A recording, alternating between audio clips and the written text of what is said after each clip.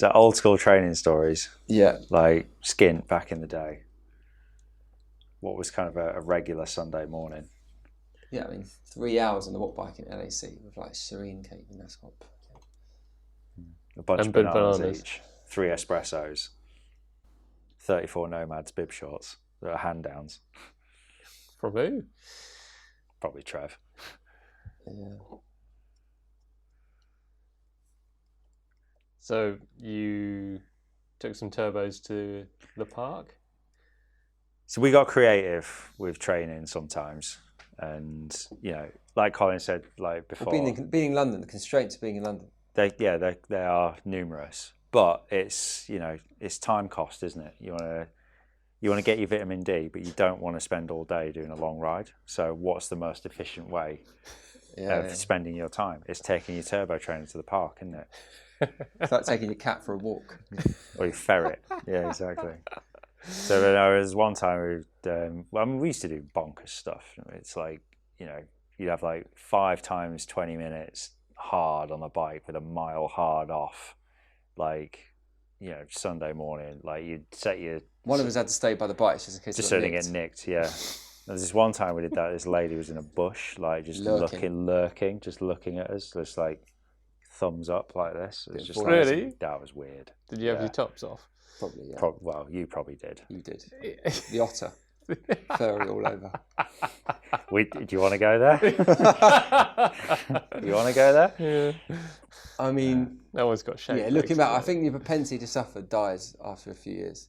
But we used to go to, was it LAC, the London Crack Centre? Before they did the gym, like it's all nice now, but when they had the gym in like the old kind of like underground place, you just look at the swimming pool. We used to do like 3-4 hours on the watt bike on a Sunday morning. Oh my Lord. Start at 9, be done by like 1.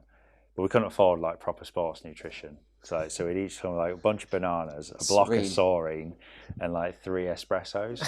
You're not allowed to eat and drink in the gym. We're having like silver Puddles service. of sweat. Yeah. And they've only got 2 watt bikes. And, you know, there's people like queuing up to use them. It's like, no, we're here, we're parked. But, you know, you're hungry for it, aren't you?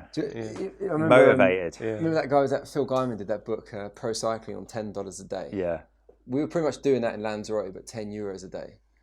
And there was a lady that Trevor knew who had a dog who said, So context, this was like before the 70.3 in like 2017, 2018 16. Or something, 16.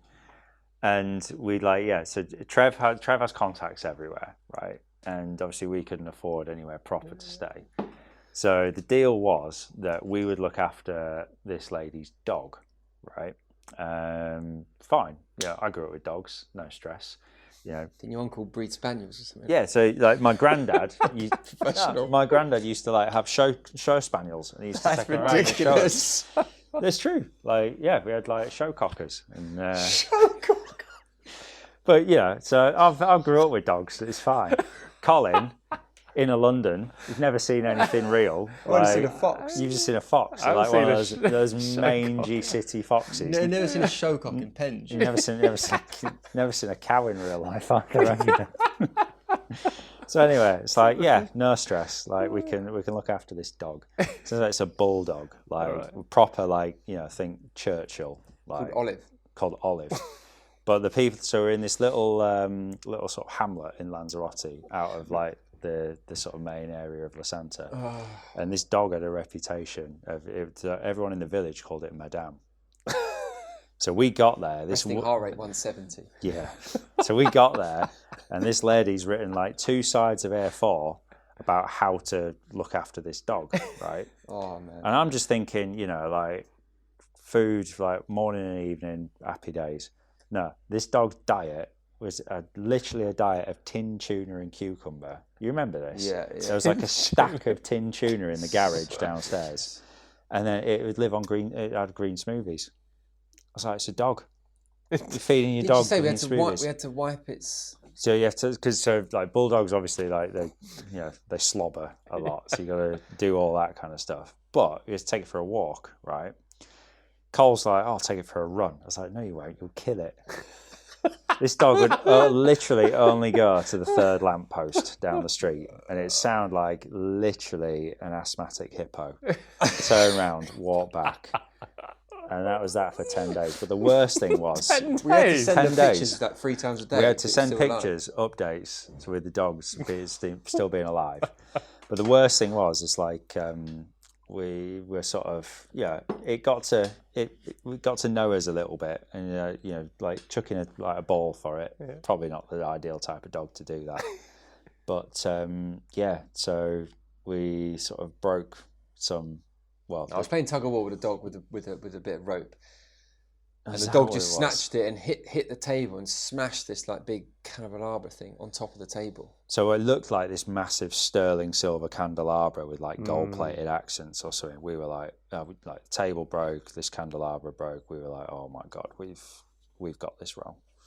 Like thinking, oh, we've got to phone Trev and Lucy. Like we've got to tell them. And we were just thinking, like, how much this thing cost? Like, 1,200 quid, 1,500 quid. It's like solid sterling silver, gold plate. Like the table was glass, all this kind of stuff. Yeah. And we're like, oh my god, this is like nightmare. Like we're skint as it is. You know?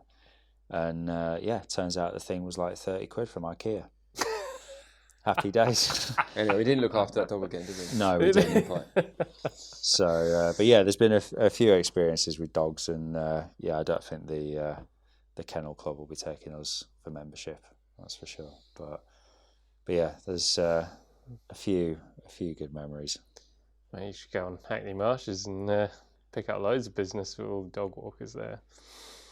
Yep. APB dog walking. Trade 6 months coaching for a cockapoo. You probably make more money walking dogs than you would coaching, wouldn't you? Isn't there limits in Hackney though, as to how many you can walk at a time? No, Hackney I've seen counts. people walk 20. That's a wrap. Funny. Enough about butts.